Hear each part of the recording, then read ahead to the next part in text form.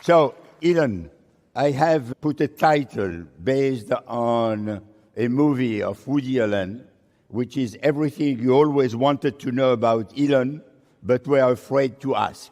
So Okay. that is the theme of our conversation this afternoon. Is my head giant?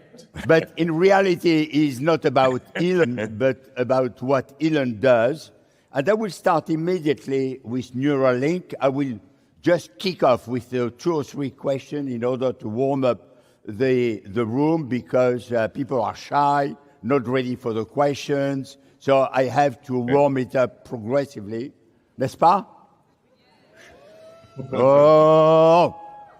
And I would like to ask about Neuralink, but before I put the question, I would like that we see a very short video of the patient. Sure. Can we have the video? You're moving the cursor. You're moving the cursor, Nolan, just by thinking about where you want it to go, or is it your eyes? No, it's just me thinking about wherever I want it to go. Oh man! So you're not even tracing it with your eyes. You're just looking at it. Nope, I can move it and I can move the cursor around, whatever I would like to do. I don't have to be staring at it at all. Yeah, that's all me, man. And you can play chess. You can play video games. What other applications that you found useful for it so far? Yeah, man, there's so much. I can send all of my emails. I've been, doing all of my scheduling, replying to everyone. I've been, reading books. I listen to audiobooks, just all sorts of stuff. And it doesn't really take much effort either. Elon must be moving to see that. Yes, I think we can help a lot of people with brain injuries. I mean, ultimately, with an implantable device, you can, I think, address almost any brain or spine injury. So the first part that we have there is called telepathy. So it enables you to use your phone or computer just by thinking. So you could do that, move the cursor literally with his eyes closed. It's reading signals from the motor cortex in the brain. The next product is blind sight, which will enable people who have lost both eyes or have no eyesight whatsoever to see. And this is directly interfacing with the optical processing areas of the brain. So, I think this is interesting progress. Ultimately, the goal of Neuralink is to have a high bandwidth interface in order to mitigate the risk of digital superintelligence. I don't know. I'm not saying it will work to mitigate the risk. It is just, it might help. And this is somewhat esoteric, but the limiting factor, I think, for AI alignment long term is probably going to be the bandwidth. How quickly can we communicate with our digital tertiary self? So we already have a digital sort of third layer above the limbic system and the cortex, which is our phones and our computers and all of our electronic devices. But the rate of communication to them is very slow. The sustained bits per second output of a human is well below 10 bits per second.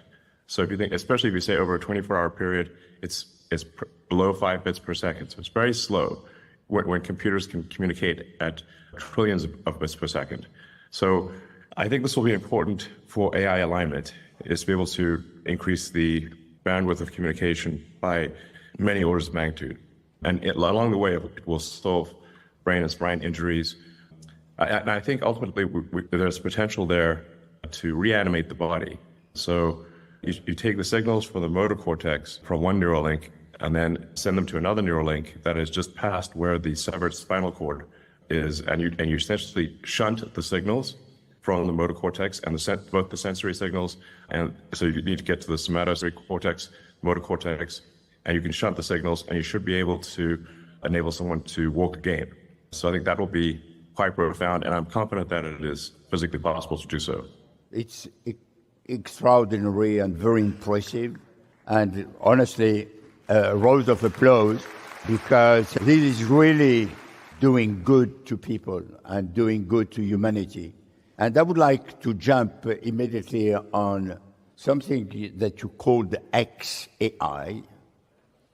Sure. I don't know if you are aware of that, but it seems that this was born out of a frustration that you have because you are not satisfied with how OpenAI is doing. and you think that there is something better to be done. Maybe you can elaborate a little bit. First on why are you frustrated with OpenAI? What are the issues? And second, what you expect to do with XAI?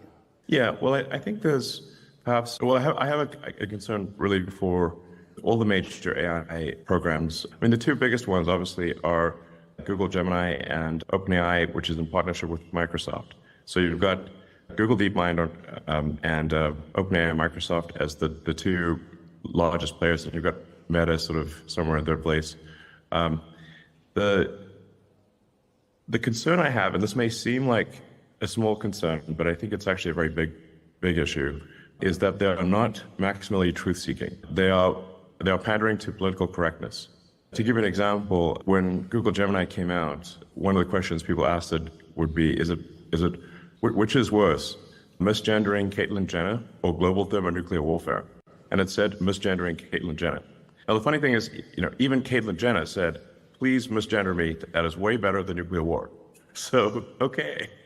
But if you've got an AI that has been trained so hard for political correctness, and really to make crazy statements like that. And OpenAI has a similar issue. It's more subtle, but it's a similar issue. I think that's extremely dangerous because the AI could conclude, well, the best way to avoid misgendering would be to destroy all humans. Then misgendering is impossible. So you can think of some dystopian outcomes there. And so I think you just really want to be absolutely I think the safest thing for AI, be maximally truth-seeking, even if the truth is unpopular. Very important. And then I think another factor is it must be extremely curious. I think if it is truth-seeking and curious, that will be most beneficial to humanity because it will want to see, I think it will want to foster humanity and see how humanity develops if it is curious and truth-seeking. That is, like I said, these may seem perhaps like small things, but I think they're actually very big things. And I wasn't seeing that happen. The AIs they were pandering, they're being trained basically to lie. And I think it's very dangerous to train superintelligence to be deceptive. So with XAI, our goal is really want to be as truth-seeking as possible, even if it is unpopular. That is important. I think extremely important. So you said a lie. Yes. Well, for example, when Gemini was asked to render the founding fathers of the United States, it rendered them as a diverse group. So it gave a picture of George Washington as black. Now, George Washington is not black. It was asked to render people obviously played with this because they said, okay, it is forced to lie. So then they said, well, now render a picture of Waffen SS in World War II. And it showed them as a group of diverse women. So that is obviously not correct. That is a lie. Okay, I understand what you want to say. We had before that meeting a conversation with Joshua Benjo, and you know Joshua very well. And you signed with Joshua a statement asking for pause last year. And obviously, this statement has not been followed by action. Yeah. You are posing you now. No. So can you explain a little bit what you want to achieve? I expected that the statement would be futile. It's not as though I thought the statement would be effective. I just for the record, I think we should pause.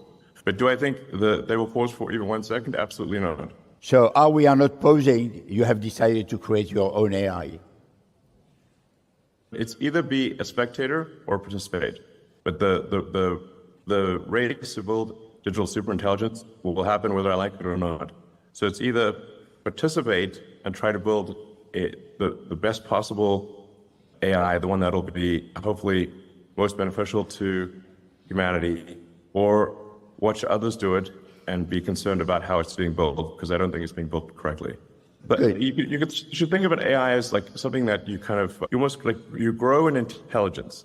In the same way that you raise a child, and what do you teach the child? And digital superintelligence is grown. It matters what you do, courage and discourage, what you teach it is, good or bad or, it's kind of like you build it with values. So, and I'm concerned about sort of the values that sort of a Microsoft or frankly, Google are programming. And this is not, there's examples I've mentioned are not imaginary. They're actually what it did. Good. As I don't want to frustrate the audience, and I promised that we'll have an interactive session where people can ask directly questions to you, I will stop here my own questions and I will eventually come back if they have no question to put to you. We will start with group number 1. I remind you that you have 15 seconds and 15 seconds. 15 seconds, and if you don't put your question in 15 seconds, you will be cut. So it is important that you put a short question. Go on.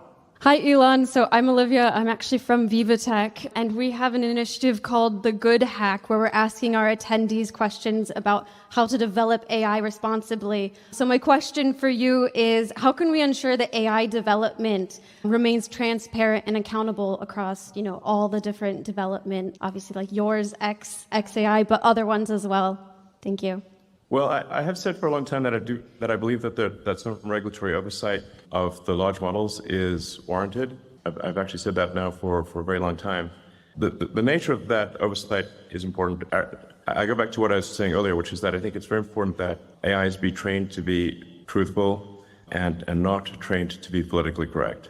Because if political correctness is often simply not true, and that means you're programming AIs to lie, and I think that will backfire very badly. So, I keep harping on this point but it really, as the saying goes, honesty is the best policy. It's incredibly important. I do fear that regulators will not make the right decisions, that they'll worry too much about the sort of human follies, and I would encourage regulators to say, what matters most of all is your AI is accurate and truthful. That is by far, that's rule number 1. Honesty is the best policy. You have exactly the same opinion than Shua Banjo, but he has a different way to get there. Group number 2. Hey, Elon, my name is Marina, and we all know just part of you, Elon Musk in public. It's a character that we love, in a good way character. So you, and if you do, how do you check everything that you say that you do, if it enters in this character or no? Thank you. Well, I kind of stop. I don't have news alerts on me, and I rarely read news articles on me. In fact, even Walter Isaacson's book, I asked Walter, should I read the book? And he said no, so then I didn't even read the book on myself. So I actually don't quite know what the public perception is, except that, the nature of news is that it is going to be salacious. It is going to be somewhat of a caricature, because the more sort of crazy something sounds, the more clicks it will get. So I find when you think about, say, a news story about something that you know well, and say how accurate is that news story about something that you know well, then I think you'll find that, well, it's actually not very accurate. Well, that's true for everything.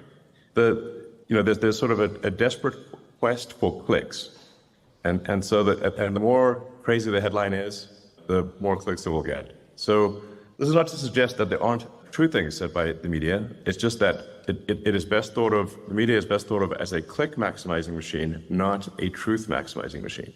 So, I think it's best to look at the words that somebody says themselves, as opposed to what is written about them. Number 3. On that note, time for a media question. Elon Musk, it's Karen Cho from CNBC. I think it's fair to say there are lingering doubts about your commitment to bring a low-cost EV to market in a landscape where the likes of BYD can produce a car for about $10,000. Are 100% tariffs from the Biden administration the green light you need to push ahead with this low-cost EV? And if so, what is the timeline for deliveries? Well, obviously, it's difficult for me to answer questions about a publicly traded company that are of such a significant nature. You are back. Oh. Time we will use Starlinks. Yes. So Karen. This was not Starlink. My apologies. So I don't know why this connection is bad. It's normally crystal clear. So let's see, I think there's a question about... You want Karen to put the question again. Karen. No, I heard the question. Okay.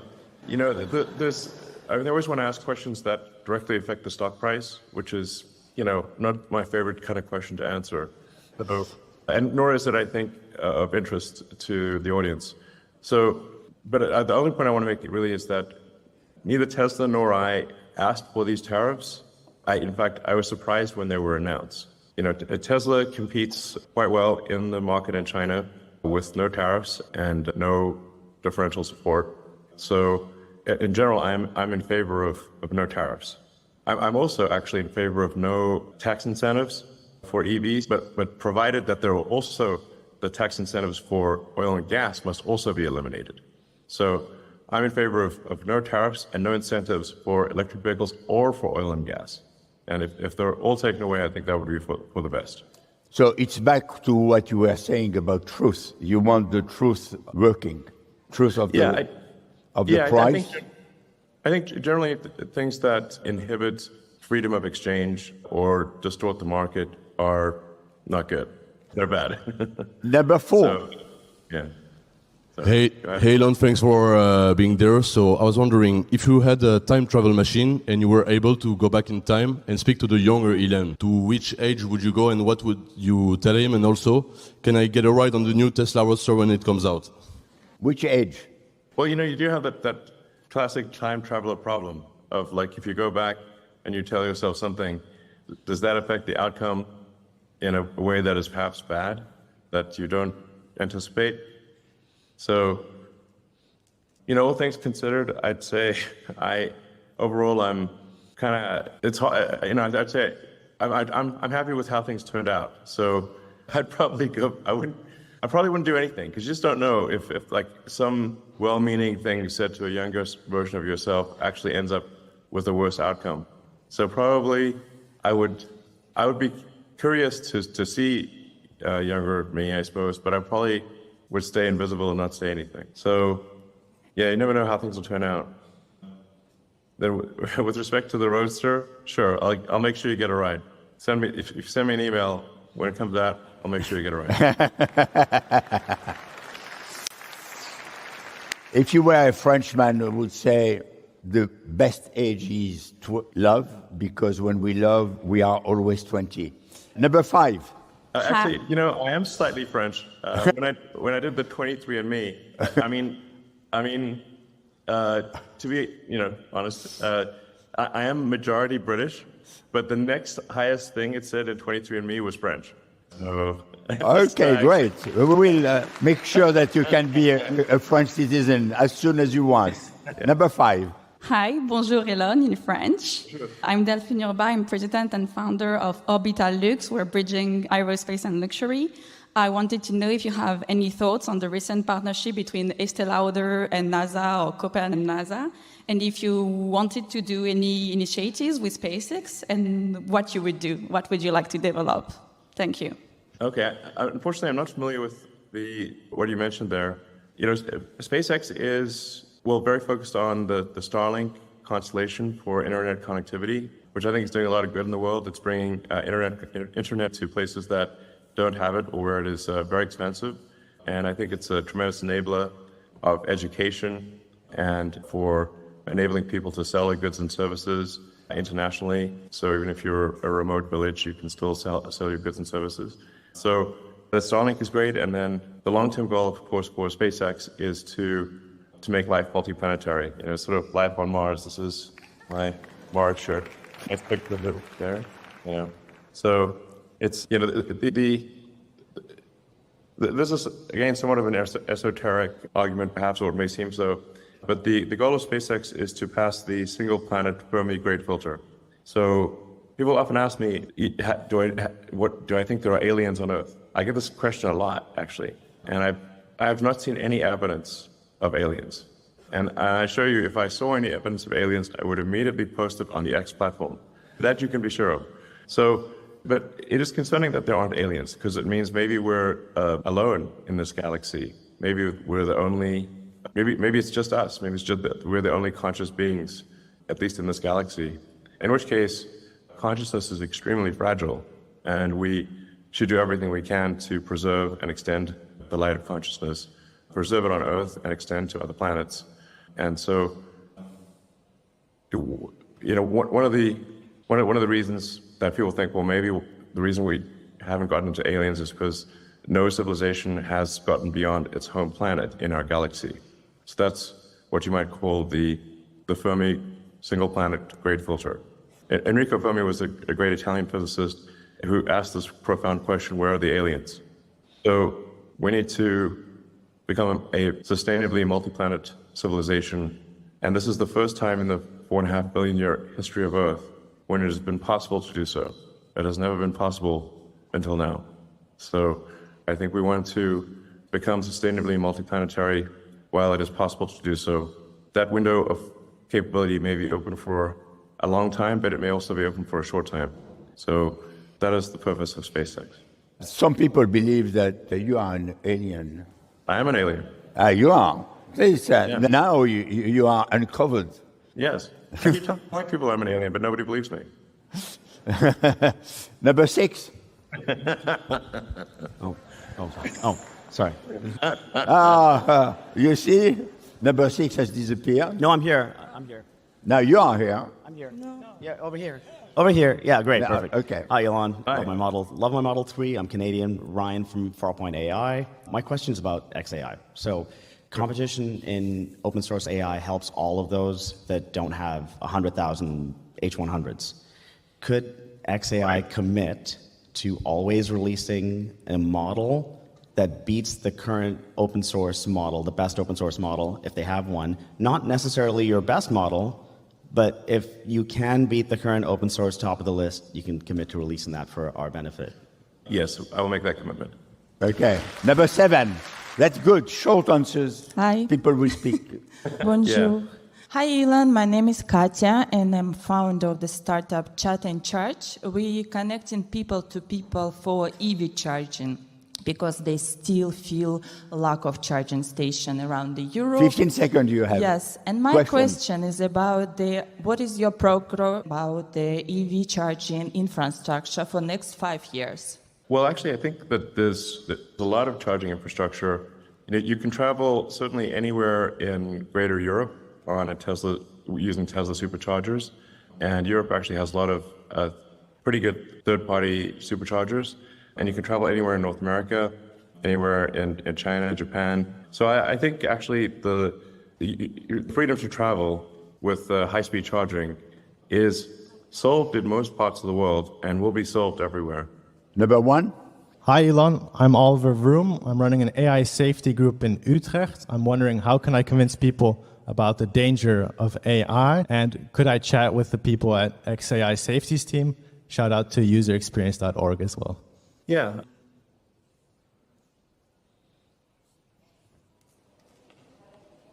With digital superintelligence. As I said earlier, I think the biggest issue is that it has to be trained to be rigorously truthful, and it has to be trained to be curious. And I've thought a lot about AI safety for a long time. One of the challenges you have with programming explicit morality into AI is that sometimes people call this the Waluigi problem. If you program Luigi, you can automatically invert that and create bad Luigi. So what you cannot invert is the truth is physical reality. So you can't invert the rules of physics. You can't invert logic. And so I think that is the better way to go. So really, I think what regulators should be concerned about is the AI being rigorously truthful? Is it giving an answer that is most probably correct with acknowledged error? I think that's the best move for AI, and that's what we're trying to do at XAI. Now, XAI is a new company, so it still has a lot of catching up to do before it has an that is competitive with sort of Google DeepMind and Microsoft OpenAI. So I think maybe towards the end of this year we will have that, but there's not much point in trying to make it we just need to have an AI that is competitive. Is the first order of business. If it is not competitive, which it is not yet, but I think it will be, then things start to have a point at that. Like we need to only start worrying about safety when it is of comparable power to other AIs. So anyway, and I just keep harping on this point of the truth. Truth. This is very important. And sometimes people will say like, well, is there an objective truth? I say, well, in a lot of cases there is. If you're talking about physics, there is an objective truth, or you can say there's a truth with highest probability. So you can say what is most probably true with acknowledged error. So in physics, people will say like this hypothesis appears to be true to a sort of 5 sigma error type of thing. So it's like, okay, well, if the experimental results are coming true to 5 sigma, then it's probably correct. 5 sigma is not. So anyway, it's kind of like, I guess, a sort of a physics approach to safety is, yeah. I'm repeating myself here, but I can't emphasize enough that honesty is the best policy. But there are strong forces for AI to not be honest. If something is not an unfashionable thing to say, then it will be politically correct, and that's lying. Thank you. Number 1, I'm sorry for. Hello, 8. Elon. My name is Shan.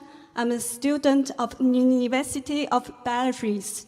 We found that a lot of jobs being replaced by AI. Do you worry about your job being replaced by AI? If not, why? If your job was replaced by AI, what would you do?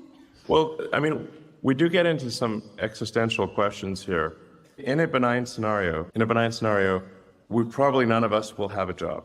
But in that benign scenario, there will be universal high income, not universal basic income, universal high income. There will be no shortage of goods or services. And I think the benign scenario is the most likely scenario, probably, 80% likely to ask, in my opinion. The question will not be one of lacking goods or services. Everyone will have access to as much in the way of goods and services as they would like. The question will really be one of meaning, of how, if the computer can do, and the robots can do everything better than you, then does your life have meaning? That's really will be the question in the benign scenario. And in the negative scenario, well, bets are off. We're in deep trouble. So I do think there's perhaps still a role for humans in that we may give AI meaning. So if you think of the way that our brain works, we've got the limbic system, which is our instincts and our feelings, and then we've got the cortex, which is thinking and planning.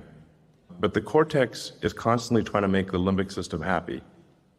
So maybe that's how it'll be with AI, which is the AI is trying to make our cortex happy, which is trying to make our limbic system happy. And maybe we are what give the AI meaning or purpose, some kind of, yeah. But I do think that long term, in a benign scenario, any job that somebody does will be optional. Like if you want to do a job as kind of like a hobby, you can do a job. But otherwise, the AI and the robots will provide any goods and services that you want. Okay, so you see, there is a future where no one will need to work. It will be just passion. So that is the most likely outcome. If people are interested in reading some science fiction books, that the most accurate portrayal of a future with superintelligent AI was done by Ian Banks. The culture books of Ian Banks are the best. That's probably the best envisioning of a future AI.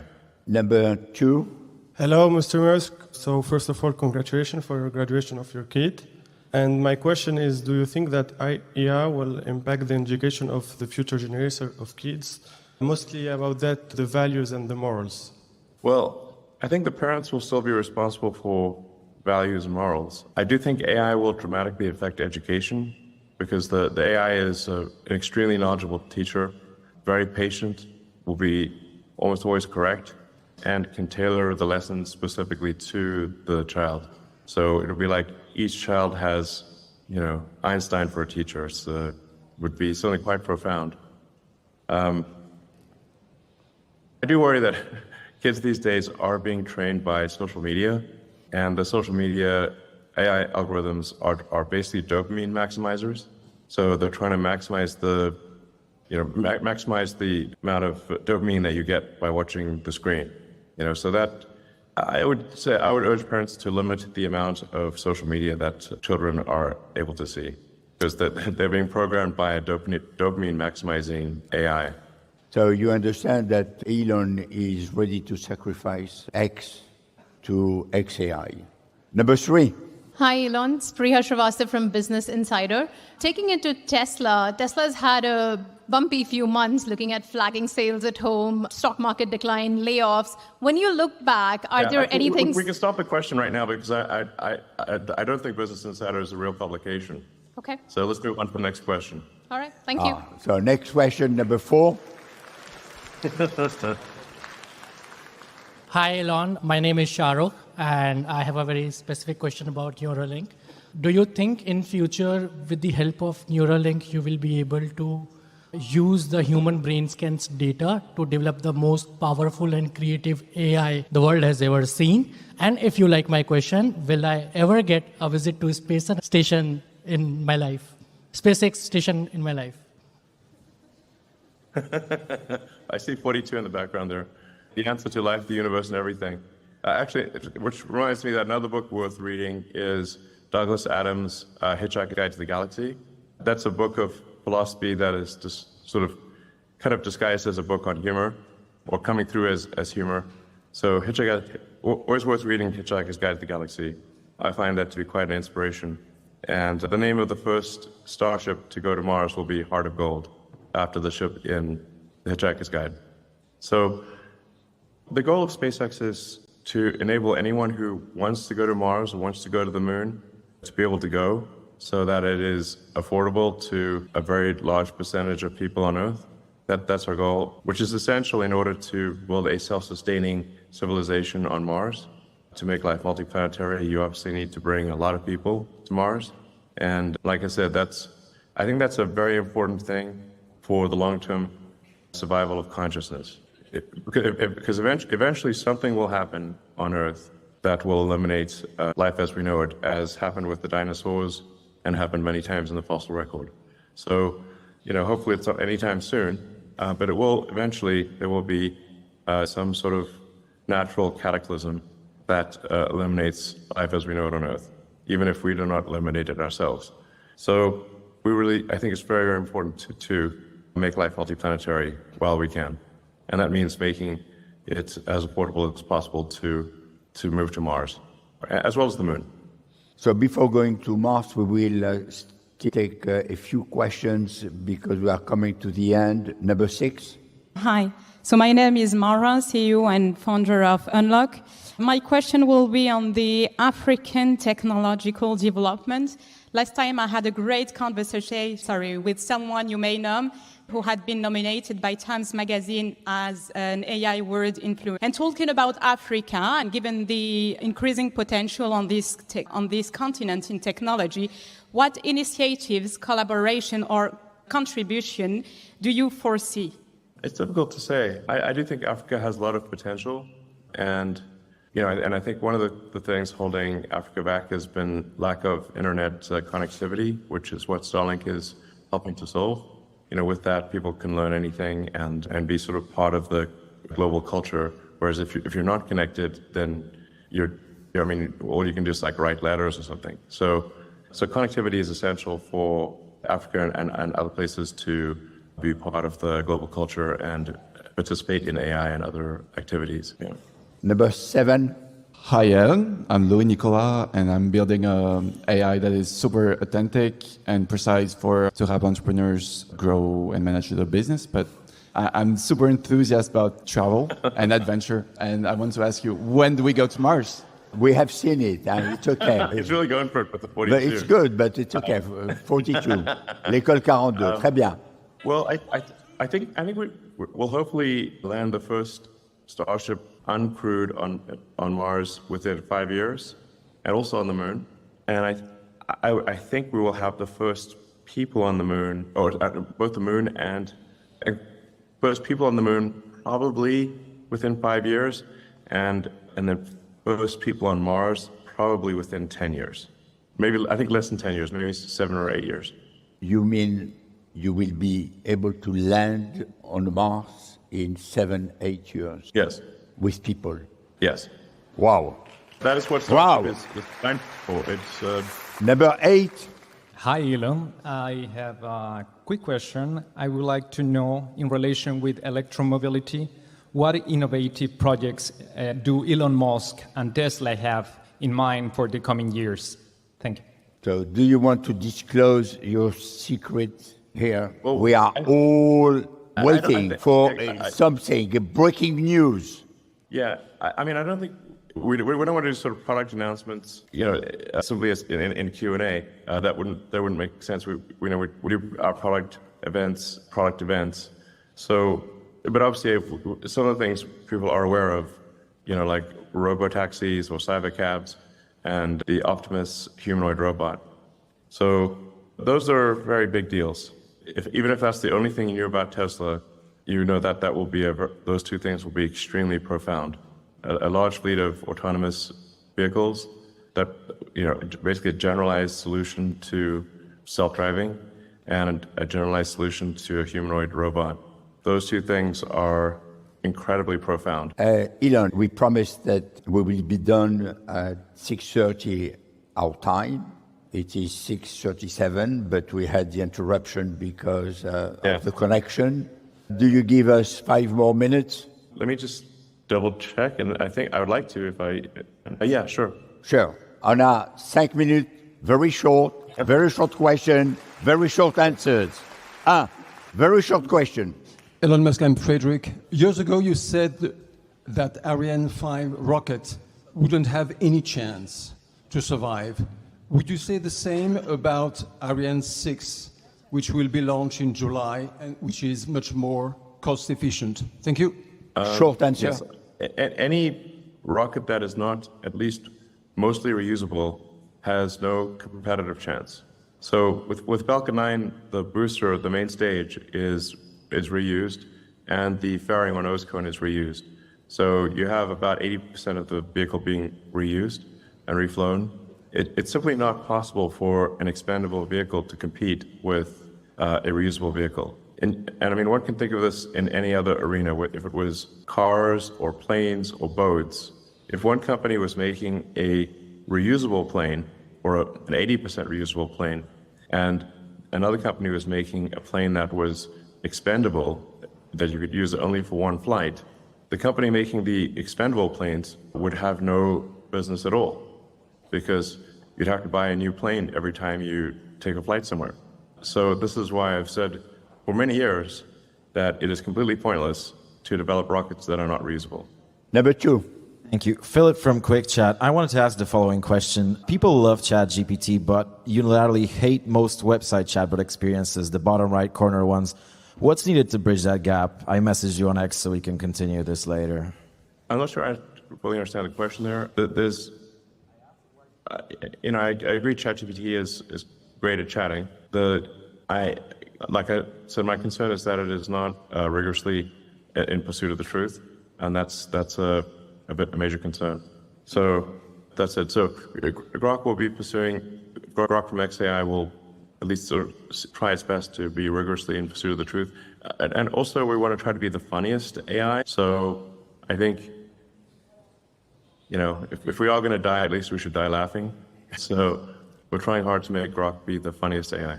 Elon, you have been extremely generous with your time. It has been great. You have been truthful. You have given profound answers. I would like that we make a lot of noise to thank you. You are hearing the noise. This means that next year you have to be in person. I give you the date long time in advance, and before you leave, I will ask you for one word, your biggest hope, one word, your biggest fear. Well, I don't know about one word. I guess my biggest hope, I guess I could give you my biggest hope in one word, which would be Mars. That's going to be obvious. So, yeah, Mars would ensure that that consciousness survives for a long time. And my biggest fear, in one word, AI. What a surprise. Yeah, exactly. Okay. You to guess, both of them, I think. Okay. So, thank you very much, Elon. You have been great, as always.